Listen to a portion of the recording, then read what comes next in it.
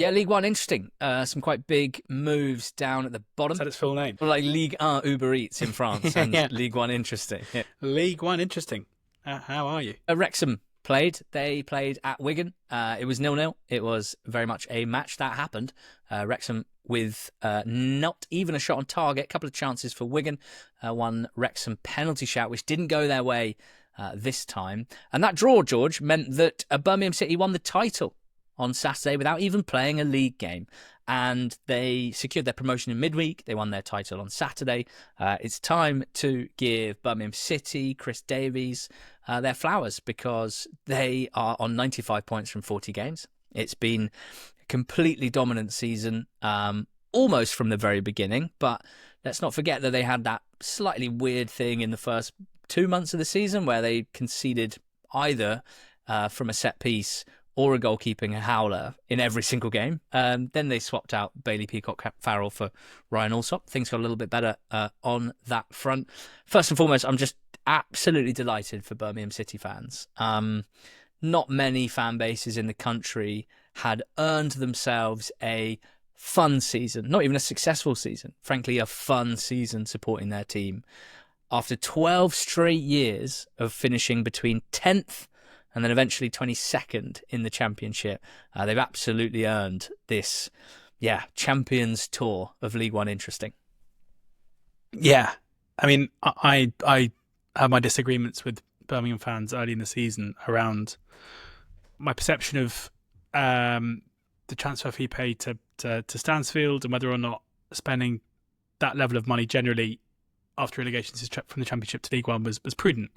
But I wholeheartedly agree with what you were just saying there. Like, Birmingham fans have been through it and they have had so many false dawns in terms of both ownership and also on-pitch performance and players signed who they thought were going to be good and weren't very good. It's just been a relatively desperate place to be a fan, where every time you think you're going forward, it turns out you're actually going backwards. So, often we've seen so many sides come down from the Championship into League One and return to the Championship in a better state.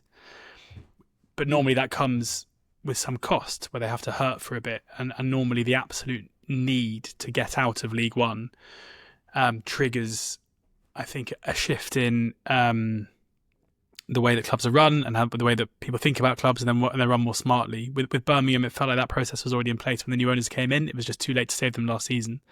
And there's no doubt that they returned to the Championship as an upwardly mobile side. But it still feels like it's kind of hard to invest in a club that are down towards the bottom end of the Championship and turn them into challengers. Whereas it feels like we've seen with Sunderland and we've seen with Ipswich, bringing up a side who are winning games of football and getting them to continue winning games of football at a similar rate in order to be up towards the top end of a league feels like an easy thing to do. And it wouldn't surprise me at all if we see Birmingham challenging right at the top end of the Championship. I think they have to improve. I think they have to probably bring in some good players, which I'm sure they will do, and they have to improve their attacking output. But the signs are obviously very, very strong. And when you look at what points tally they're going to end up with at the end of the season, it's been as dominant a side. They've been as dominant a side as I can remember in League One, compared to the field. Possibly aided by the fact that some quite good teams went up last season, and over the last kind of 3 or 4 seasons, maybe the likes of Sunderland and Ipswich didn't have it quite so much their own way because the quality of the teams at the top end were better. But that's not to take anything away from them, because if they go and break Wolves' record, which I'm sure they will do, then they're going to win the league by an absolute mile. Chris Davies, in his first full season as a number one, as a head coach, a manager, I often think that with someone like him, it's almost a bit misleading. And it was similar-ish with Kieran McKenna to hammer that point home, given that Chris Davies has been involved in some massive games for different clubs in different competitions under different bosses of his own. He was ready for this. That's very, very clear. He has kept standards ridiculously high. And I think that's worth pointing out. Any fan of a League One club listening to this is going to be taking it with a huge pinch of salt, because Birmingham City had the biggest budget League One has ever seen, and they should win promotion. They should win the league, and they have done. To win the league, I think, and to win it like this, You need to be good, sure. You need to have good players and good tactics and whatnot. Ideally, you'd be sparkling. I think at times this season they've sparkled. At times they've been functional in a good way. But really, you just need to be relentless. You need to be consistent. I always think consistent is it's a bit of a boring word in sport, but it's probably one of the most important words in elite sport. Being consistent at a high level is really, really hard in any walk of life. And Davies is the one that's managed to maintain those standards for Birmingham City. They haven't wobbled once. And again, over 46 games, with everyone staring at you, waiting for you to trip up, praying for you to trip up to make it interesting. Even 2 games without a win is considered a wobble normally, and they've managed to avoid anything like that, really. They conceded half of their goals in the first 14 games of the season, as discussed. They really sorted that out defensively and in goal, and that's been the key. Teams just not laying a glove on them. I'm really interested to see their summer recruitment and how the style of play might change or not in the Championship.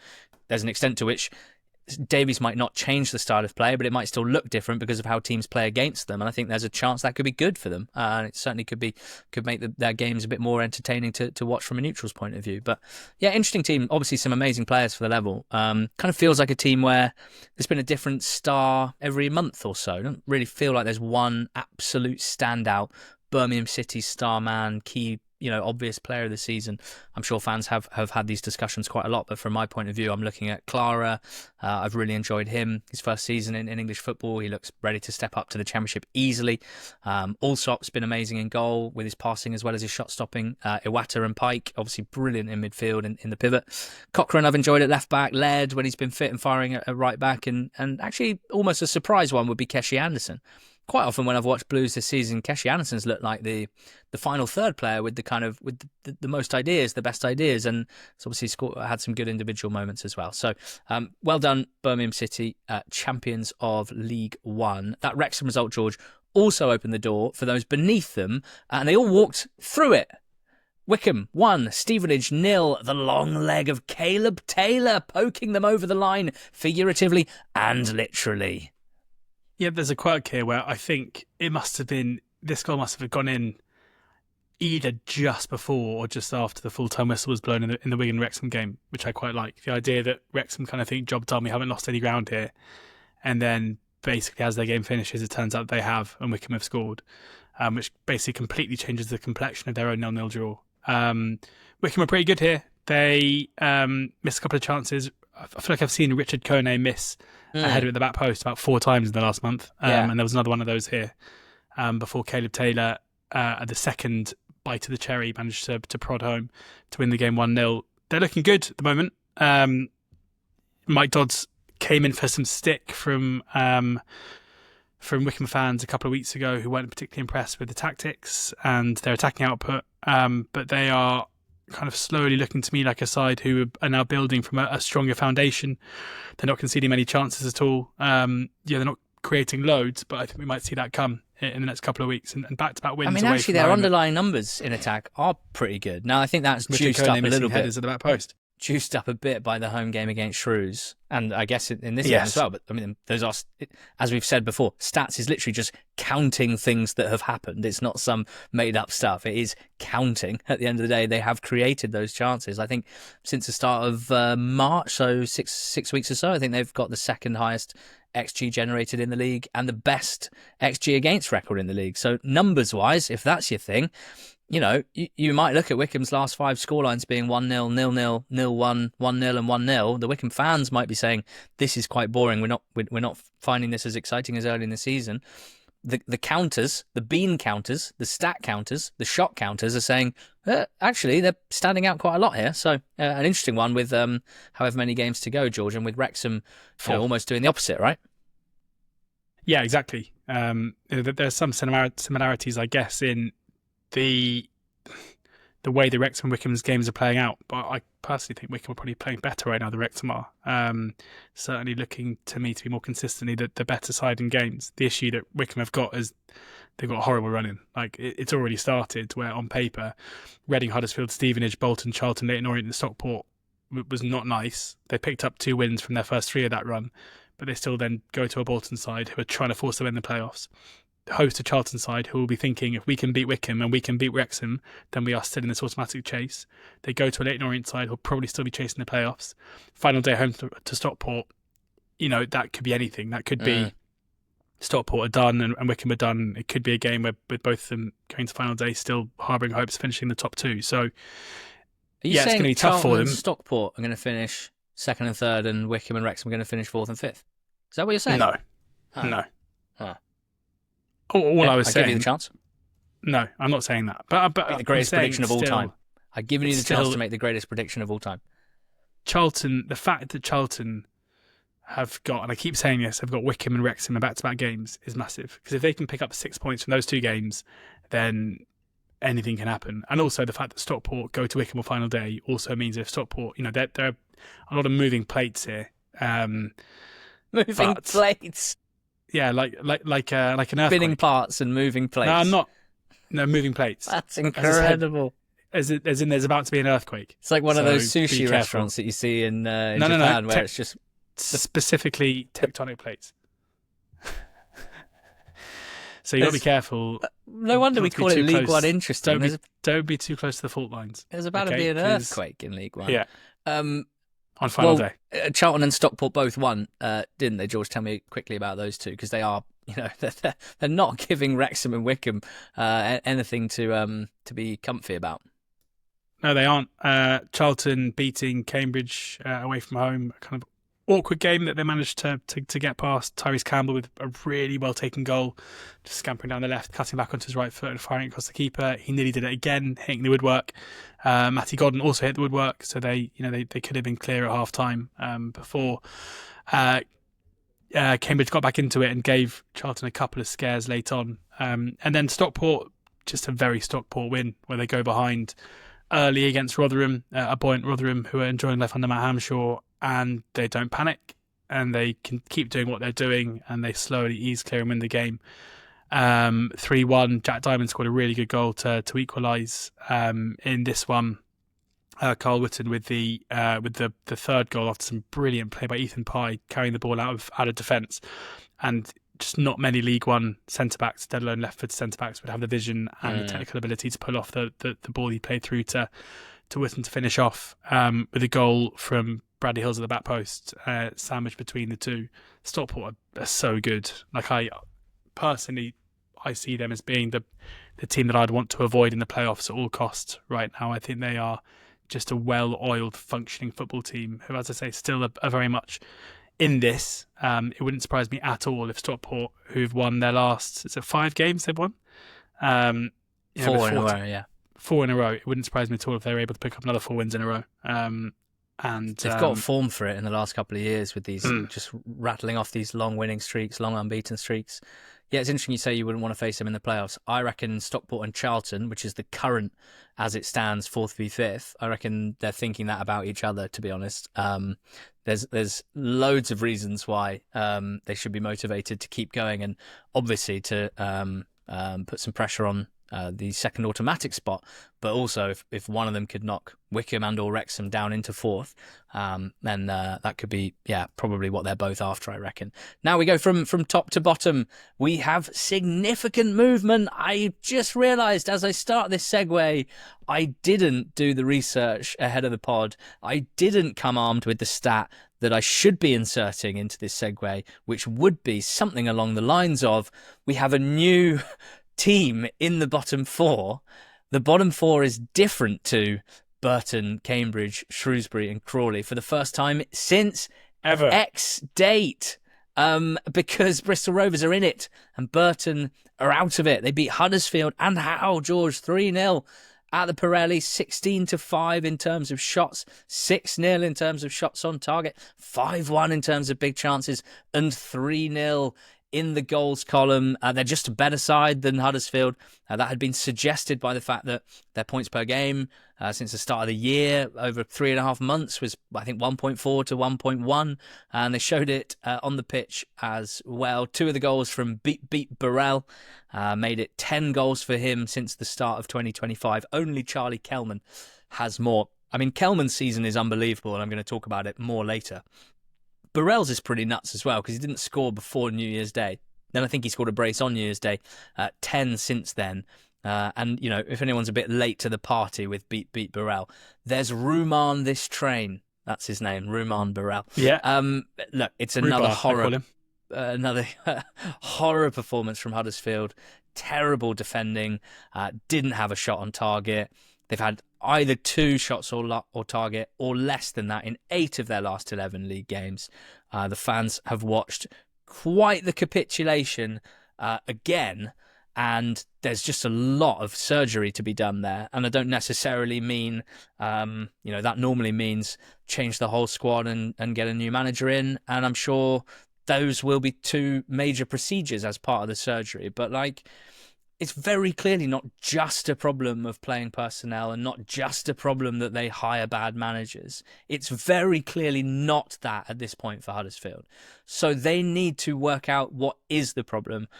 You know, words like culture, words like decision-making, off the pitch, all these sorts of things.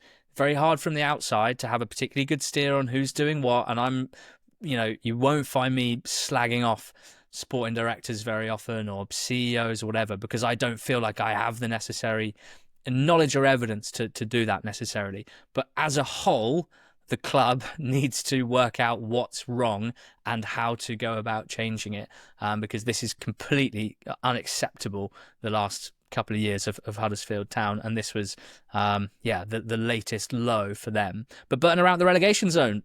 George, they're level on points now with Bristol Rovers. They do have a game in hand over them. I guess for Burton now the big question is, can they handle the kind of change of situation? They've been chasing, and now for the next 4 or 5 games they're going to be hunted. And what that comes with is a change in psychology, and see if they can handle it. Gary Bowyer's doing an amazing job. But both Matt Taylor and now Inigo Calderon have been struggling with Bristol Rovers all season. George, they fell into the bottom 4, home defeat to Exeter. Yeah, 6 defeats in a row.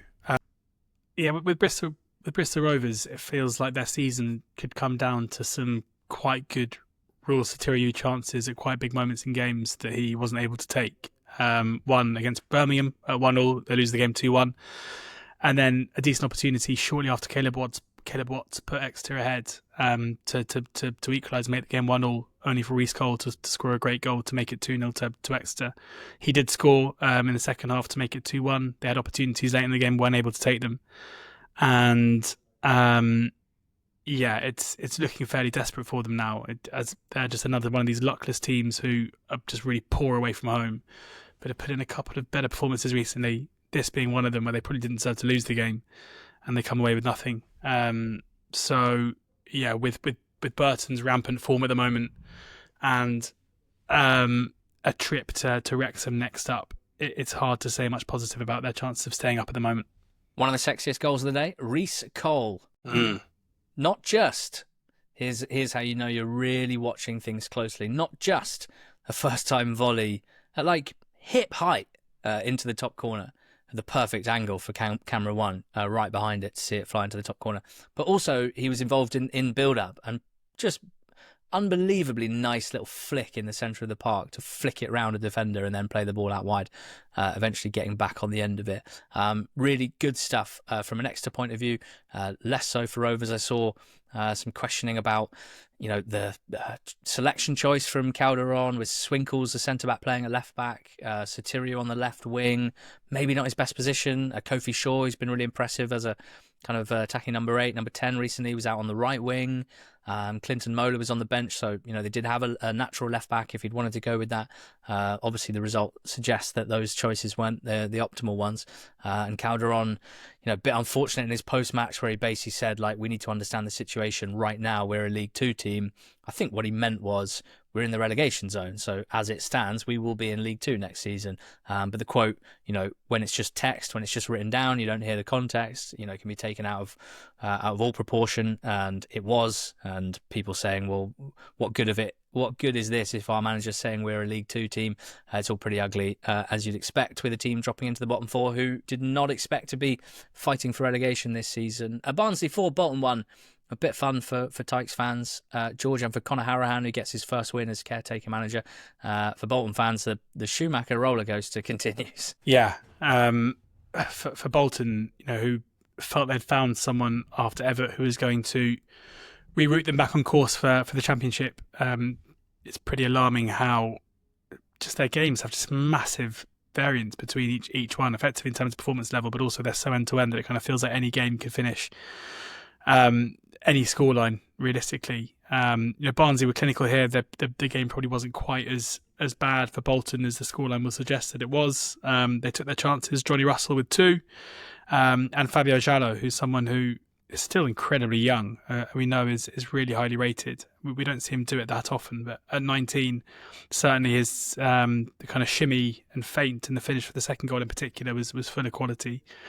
With Bolton, in the first half they offered very little before John McAtee had a good opportunity just before half time, which he put wide of the post when he was 1-on-1.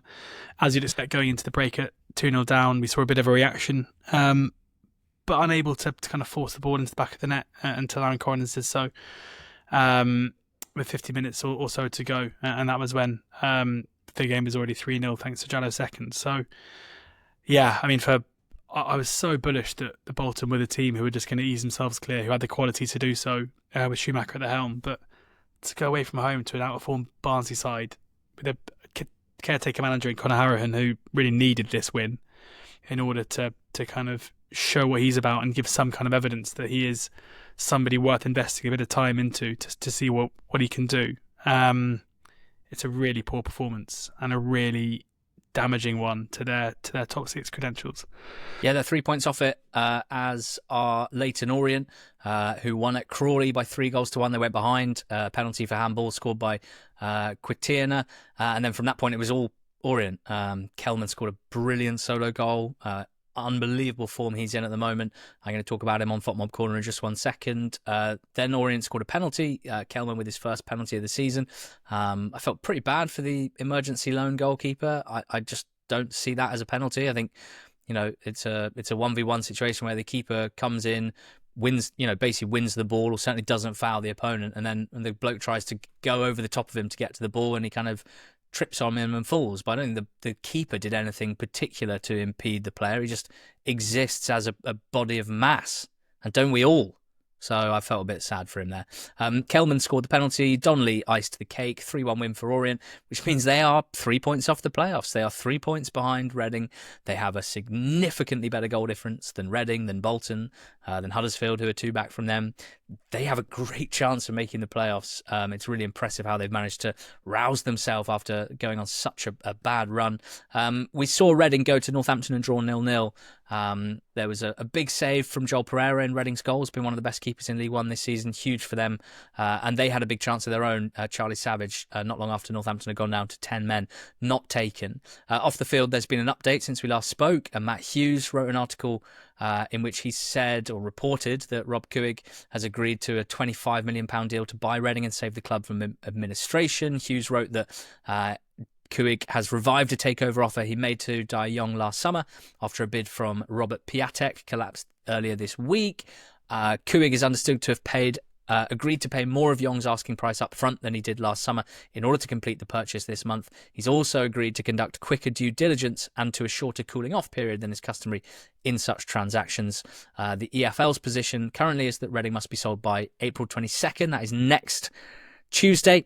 But the EFL board could grant an extension if necessary, as they have done already, if they judge that a deal is close to completion at that point. We also had Lincoln drawing 1-1 with Shrewsbury. George, please join me in hitting the FOTMob Corner button. Going to do what I did last week and look at the Golden Boot race, this time in League One. And unlike what I said about the champ last week, this Golden Boot race has not been absolutely honking. This has been great, thank you very much, and partly because for most of the season the 2 most likely Golden Boot winners, 2 of the biggest names in the league, 2 of the biggest stories in the league for different reasons, Jay Stansfield and Richard Kone. We had Stansfield, who is quite often England under-21 starting striker, Premier League experience, championship goals, a massive price tag for the level. We had Richard Kone signing from Atletico Newham, about 9 tiers below where he's playing right now.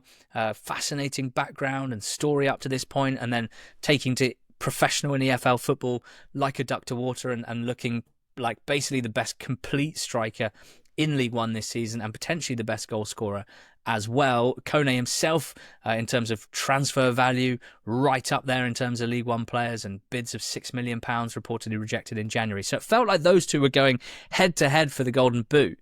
And then Stansfield and Kone both picked up injuries early in the year that kept them out and disrupted their rhythm in front of goal.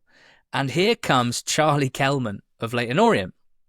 And he now leads the charts. He is top with 19, with 1 goal from the penalty spot, so 18 non-penalty goals. Richard Kone has 18 goals, 4 from the spot, so 14 non-pen. Jay Stansfield, 18 goals, 9 from the spot, so 9 non-penalty goals. Sam Smith is on 16, Keelan Dunn, Alfie May, Louis Barry, all on 15. Then there's Matt Godden and Harvey Nibbs on 14, and Aaron Collins on 12. I think that Sam Smith and Keelan Dunn are interesting, but I think this is all about Kelman, Kone and Stansfield, with 4 games left for Kelman and Kone and 6 left for Stansfield. Just on Kone, you've already mentioned it when talking about Wycombe, and I'm glad that you did. He looked like an absolute killer in front of goal. And just in the last couple of weeks, he has very notably missed quite a few big chances.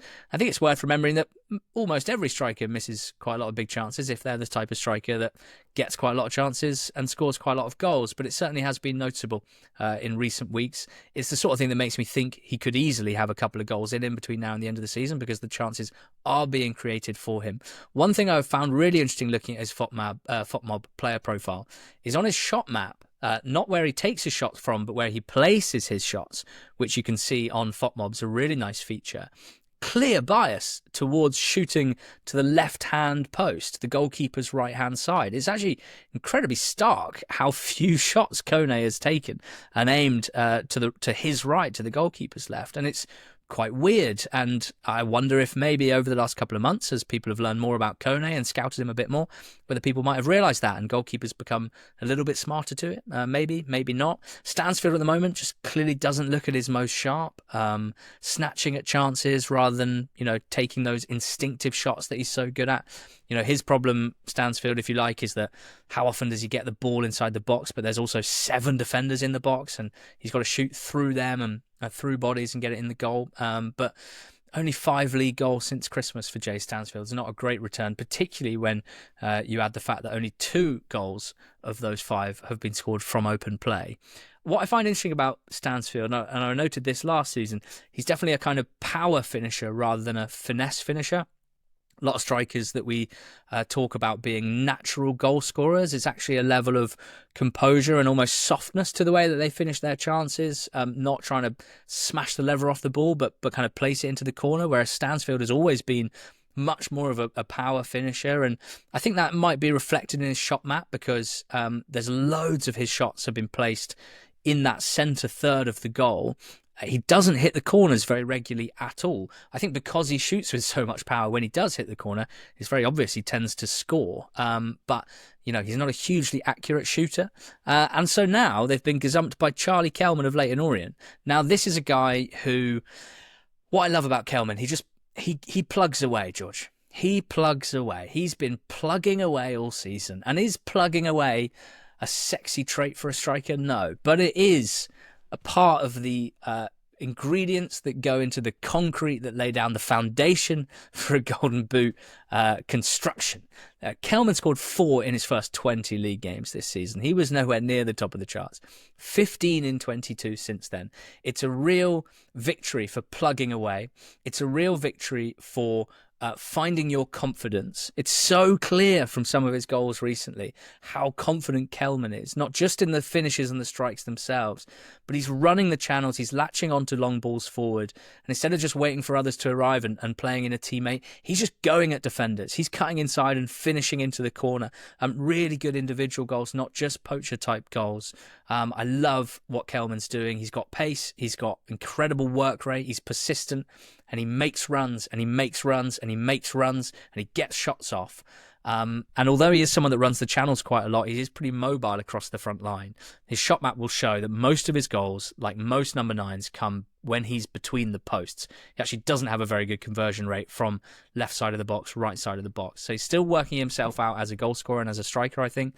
Wellens obviously appreciates what he does outside of his goals, and Wellens deserves a ton of credit for giving him the platform, the minutes, the coaching to get him to this point.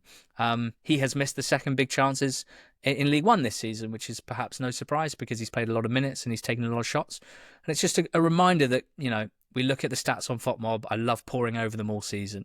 But winning a Golden Boot isn't about being top of the XG per 90 chart or some of the other stats that I might like to analyse. It's about basically showing up. It's about being available. It's about plugging away. It's about making the most of the peaks and troughs of your performance that you're going to have over a long season. And look, Kelman might not win the Golden Boot. Kone and Stansfield still have every chance. They're only one back. Stansfield has 2 more games remaining than the others, 6 games Birmingham have left rather than 4. And I think he's probably still the favourite, Stansfield. But I would love to see Kelman win it. I think that would be an incredible achievement from his point of view. Sam Smith's 4th in the charts, 3 back from these 2. He's got 5 in 14 since joining Wrexham, so really would have to be a pretty hot finish to the season to see him reach the top. Akil Dunn is 1 back from that, another who's had a really strong individual season. Akil Dunn, again, he's one of those who takes quite a lot of shots. He's been fit all season, so his goal per 90 number isn't particularly impressive. 0.39 goals per 90. So again, would need a big splurge, maybe 2 braces or a hat-trick in the last couple of games to get anywhere near it. So I think it will come from Kelman, Stansfield and Kone. And I hope you can tell from this segment that I've been finding the League One Golden Boot race much more interesting than the Championship one. And I hope I've explained why and some of the specifics of the guys involved. With massive thanks to FOTMob for bringing you FOTMob Corner, for being our favourite scores app and offering so much more in terms of their stats and data as well. Please do download FOTMob and give it a try yourself using the link in the show notes. Finally, congratulations to Peterborough and to their fans for winning the EFL trophy for the 2nd year in a row.